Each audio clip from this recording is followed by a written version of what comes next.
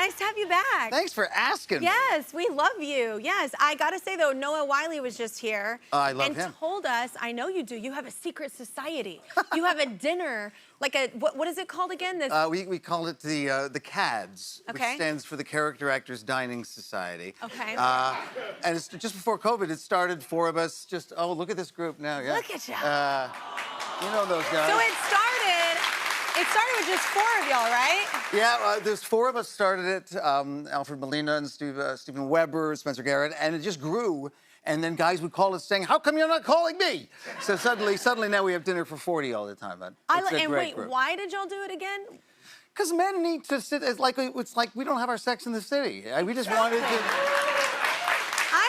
I'm just saying, I'm sensing a show. This could be a show. This could be a very expensive show. Yeah. about we don't talk about sex. I know. It's just, ow! You don't talk about any... we just talk about... I was like, what happened? You're hurt. such a good actor. I thought you literally just hurt yourself. I was like, help him! No, that's the whole conversation at dinner is basically that. Oh my gosh. No, well, he made it seem like he was very secretive about it, Noah. And I was like, is this like Fight Club? You're not allowed to talk about it? Or yeah, I was it's like... a very sissy Fight Club. Okay, I love it. It's my kind. No, we try to be protective, but it's just become a thing that now we're proud of. It's just amazing it's to have, cool, though. You know, after all these years. We've all been in the business collectively for 1,000 years. So.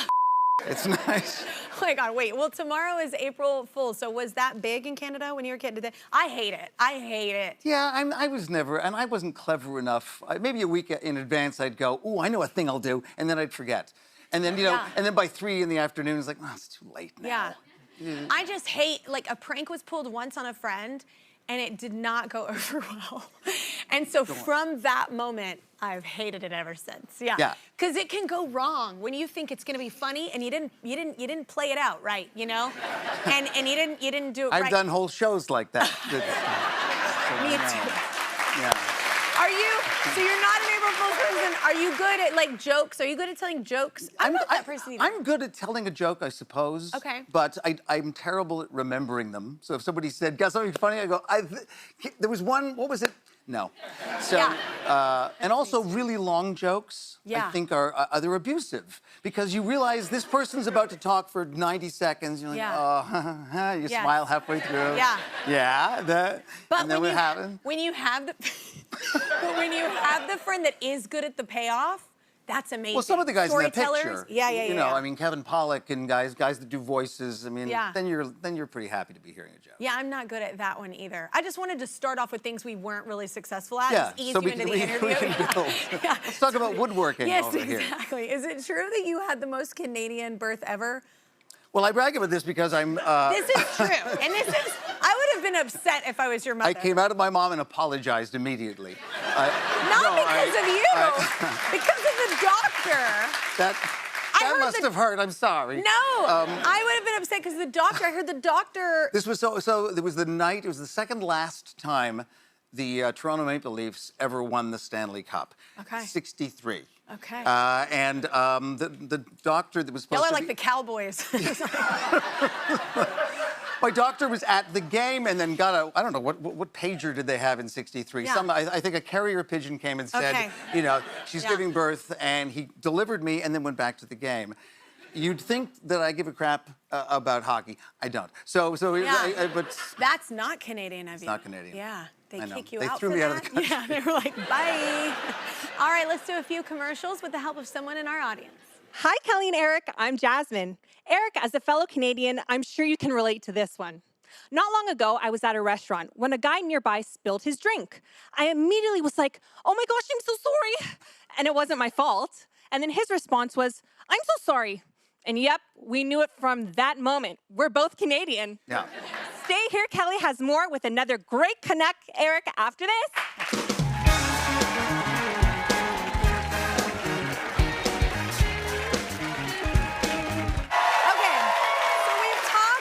We've talked music before, but I just learned that you used to work at a radio station before all this? When I was 15, sort of this youth group leader, friend of mine, he worked at a radio station. He said, you're gonna be the youngest DJ of all time.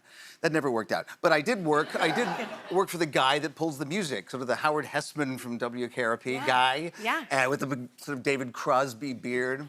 And yeah, you learn. What a character right out of a movie. Oh my God, you learn so much, and particularly when the old songs would come up, because it was top 40, so it was this new sucked.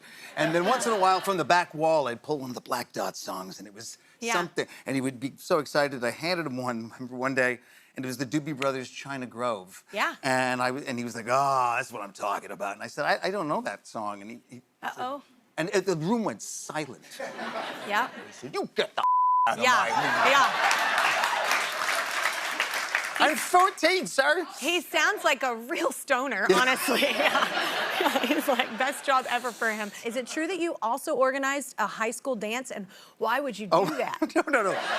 That sounds like so much pressure. End of 7th grade, I was elected class president, not because I was remotely popular, but because I gave a funny speech. Okay. So suddenly, 8th grade, here I am. I have to do whatever you do, and I had to organize the first dance, which was close to Halloween. Yeah. So I said everybody had to come as their favorite rock star, which I thought was awesome. No one did. One guy wore Kiss makeup, but just his regular jeans and T-shirt. Oh my God, were you the guy that showed up dressed up and no one was? I came as the captain. This is a nightmare. I came as the captain from The Captain and Tennille. I did. I went to the turtleneck, and I'm sweating because I'm nervous, and I'm 14 or whatever I was, and no one danced with me, of course. Until the very end of the night, the most popular girl in the school, Tracy, came up to me, and she said, "Come on, Prez." And she took me to the dance floor, and Alice Cooper's I Never Cry came on, and I just sweat all over her. Sure. That was kind. Very but kind, also Tracy, if you're out more there. kind, Tracy, if you had dressed up. Tracy's probably real nice. But anyway, there's another story, though, where you were in costume, and I love this story, because it's like, not everybody has this cool parents that are super supportive of, like, you know, their kids just doing their dream, right? Yeah. And your dad, it was at a festival? Well, my first year out of college was I got an apprenticeship at the Stratford Festival, which is a giant Shakespeare festival in Canada, and not far from here.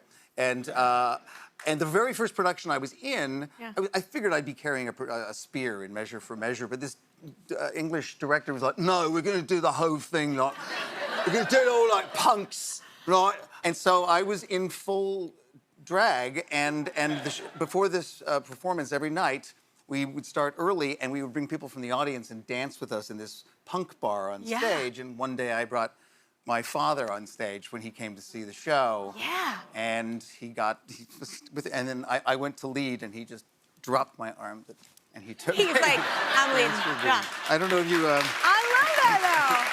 That's so, I just love stories like that, of family being so supportive. It's not always the same, you know, that story for the artistic community, so it's really cool that happened. I enjoyed it. Yeah, that's so fun. Mix it up. All right, well, your new show has, first of all, the greatest title ever, 9 Bodies in a Mexican Morgue.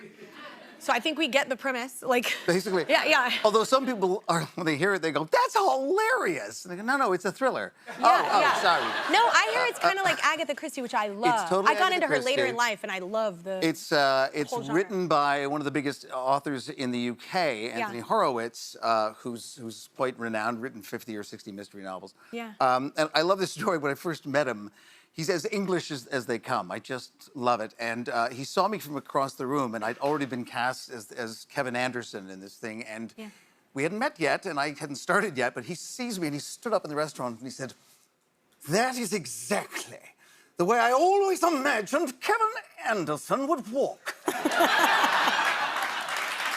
You do an English accent so well. It's fantastic.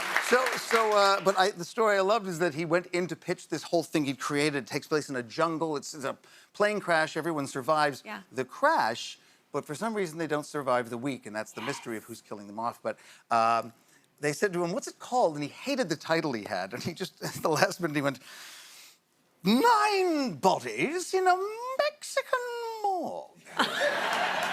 And they said yes, and he said, "Great," and it's stuck. It definitely piques your interest. It does. And it's really. We shot it in the Canary Islands, just west of Africa, and it was magnificent. Great international crew and cast, and it starts. It's already started. It's been playing. Yeah.